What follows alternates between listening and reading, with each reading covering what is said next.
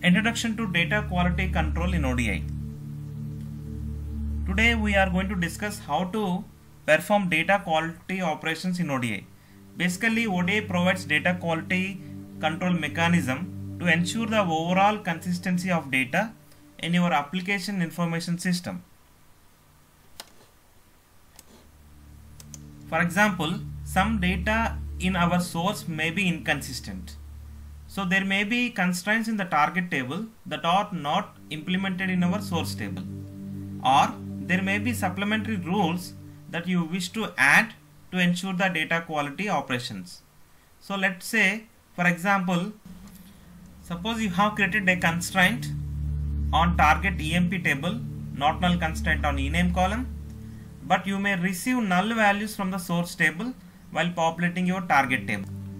So we should reject the records from the source table which are having null values in the ename column, and then we should populate only the valid records into the target EMP table. You have to clean the unwanted data.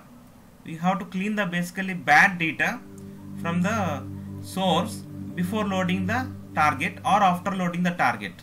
So there are two types of data quality operations in ODI: flow control and static control.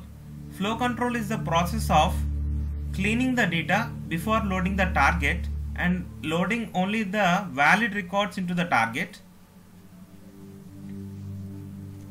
whereas static control is used to check the constraints after loading the target. Now let us consider the example. So here we are going to define the below 4 constraints on the target EMP table. The first constraint is no two employees should have same employee number and every employee should have a employee number. However, there could be some records corresponding to employees where 2 or more employees has same employee number, and also some records with employee number as null value in your source EMP input table. Now let us see the second constraint. Employee salary must be less than $3,000. However, there could be some records corresponding to employees who are getting salary more than or equal to $3,000 in your source input table EMP. The next constraint we are going to define is every employee should have a name. However, there could be some employees who have null values in the ename column belongs to your source input table. The last constraint we are going to define in this example is every department number of your target must refer to an entry in the TRG DEPT table. However, there could be some department values that do not exist in the source input table. So we want to determine which rows do not satisfy these 4 constraints, and we should redirect the valid records into the target table and invalid records into the error table with the help of ODI data quality operations. The data quality operations in ODI are performed by a knowledge module called check knowledge module. So we can basically simply call the check knowledge module as CKM. Basically, CKM, check knowledge module, checks the constraints which are defined on the target table and then redirect the valid records into target table and redirects the invalid records into the error table. CKM rejects the records that violates the primary key constraints. It rejects the records that violate any alternate key constraints. It also rejects the records that violate any foreign key constraints and any check condition constraints. It also rejects the records that violate any mandatory column constraint. So these are the types of constraints that CKM will check: primary key constraint, alternate key constraint, foreign key constraint, check condition constraint, and mandatory column constraint. In our example, the primary key constraint is EMP-NO. The check condition constraint is salary less than 3000, and the mandatory column constraint is ename is not null, and the foreign key constraint is also called as reference constraint. Is the department number column must refer to an entry in the TRG DEPT table. That means the values of TRG EMP department number should exist in the department number column of TRG DEPT table. Now let us consider the example. So we have the source table EMP in SRC SCOT schema, and we have the target table TRG EMP in TRG SCOT schema. So basically we have created constraints on the target table in ODI level. So where EMP-NO as a primary key, ename is not null, salary less than 3000, department number should exist in TRG DEPT table. So we have to create mapping and we have to use the knowledge module CKM in the mapping. So basically when we execute the mapping, your CKM will first create the error table.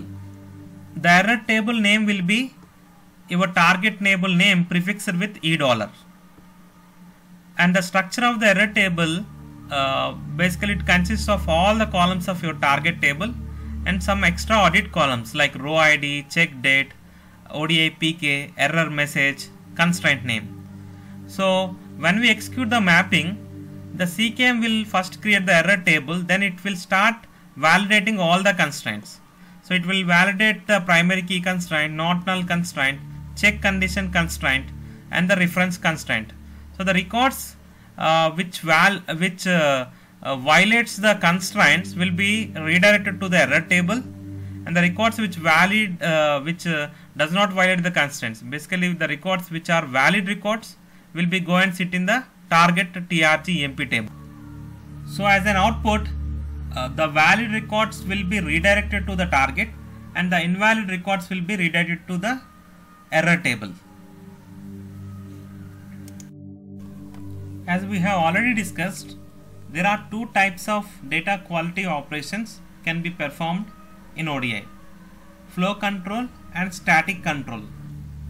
Basically, flow control checks the constraints before loading the target, whereas static control checks the constraints after loading the target. Now let us discuss about flow control in detail. As we discussed, flow control checks the constraints before loading the target and rejects the bad records. Basically, during flow control, valid records will be redirected to the target, invalid records will be redirected to the error table. So in order to perform flow control, you need to follow some set of rules. The first rule is you should import the CKM knowledge module into your ODI project. You should also create constraints on the target. You should create a key on the target. There should be a key enabled on the target. So basically, in order to check the constraints, you must need a key on the target. Then you also have to set the IKM option flow control to true. If you don't set the IKM option flow control to true, it is not possible to check the data quality operations. So in the controls tab of the interface, you have to select the respective CKM. For example, if your target database is Oracle, you have to select CKM Oracle. If your target database is Teradata, you have to select CKM Teradata, and so on. So now when you execute your mapping, so basically flow control, during flow control, first your IKM will check all the above set of rules like CKM is imported or not, constraints are created or not, key is enabled on the target or not, flow control is set to true or not. If all the rules are passed, then your IKM will create a flow table with the name I dollar underscore your target table name. So what is your target table name here? TRG underscore MP. So the flow table name will be I dollar underscore TRG MP. And the columns of the flow table will be exactly similar to the columns of your target table. So first it will create the flow table I dollar underscore TRG MP, and then it populates the flow table with all the incoming data from your source table EMP. Then it will hand over the control to CKM knowledge module. So now your check knowledge module will create a error table with the name E dollar underscore TRGMP. Then it will apply all the constraints on I dollar underscore TRGMP table. Firstly, it will apply the primary key constraint on I dollar underscore TRGMP table, that is flow table. So if any records violated the primary key constraint, the copy of that records will be redirected to the error table. Then it will apply all other constraints in the similar manner, and the copy of the violated records will be redirected to error table. So after applying all the constraints, then CKM will delete all the error records from I dollar table. So once it deletes all the records from I dollar table, you will have only the valid records in your I dollar table. So then your IKM will populate the target table with I dollar table. Since I dollar table has only valid data, this valid data will be redirected to the target table. So now your target table has only valid records, and the E dollar table will have only the error records. Finally, your IKM will drop the flow table I dollar table, but your error table will still exist, because you have to see the error records, what are the error records, and you have to correct the error records either in the source or E dollar table.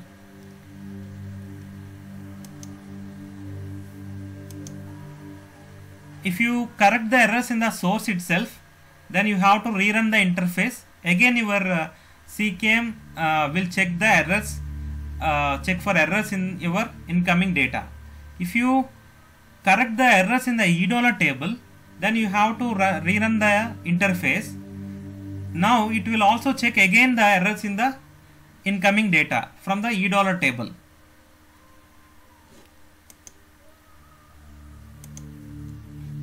So in this way, the flow control will redirect the valid records to the target table and invalid records to the error table. So now let's discuss about static control.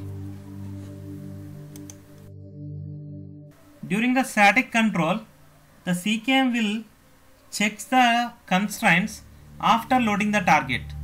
So first it will load the target, then it will check the constraints after loading the target. So your target table will have valid records and also invalid records, but your error table will also have the invalid records. Let us look at our example. So if we use static control, the static control checks the constraints after loading the target. So first your IKM will check all the above rules. Basically static control is the option, you can set it in the IKM knowledge module. So the static control will check the constraints after loading the target. So it will first populate the target table, then check the constraints. So as an outcome, the valid and invalid records will be exist in the target, but invalid records will also be in the error table.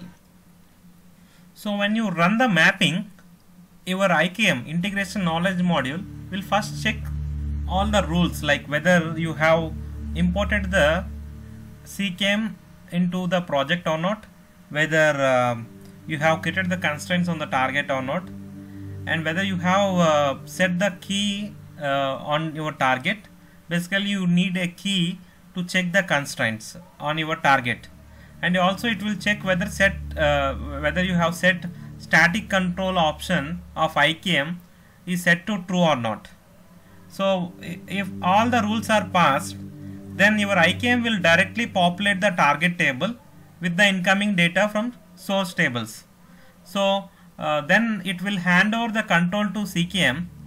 your CKM will create $e table structure which is of similar to target table structure with additional columns to capture the audit information. Then your CKM will apply each constraint like EMPNO, ename, EMPNO primary key constraint, ename is not null constraint, salary less than or equal to 300 is check condition constraint, and department number is a foreign key constraint. On all, basically it applies all these constraints on the target table. Because your target table has data, it can employ all the constraints on the target table. So all the records violates the constraints will be redirected to error table. Basically your CKM will not delete any records, error records from your target table. So your target table will have valid records as well as invalid records. But the copy of invalid records will be redirected to error table. So in this session we have discussed what is data quality in ODI and what are the various data quality options in ODI. What is the purpose of CKM knowledge module. So in the next session we are going to discuss how to implement data quality operations in ODI.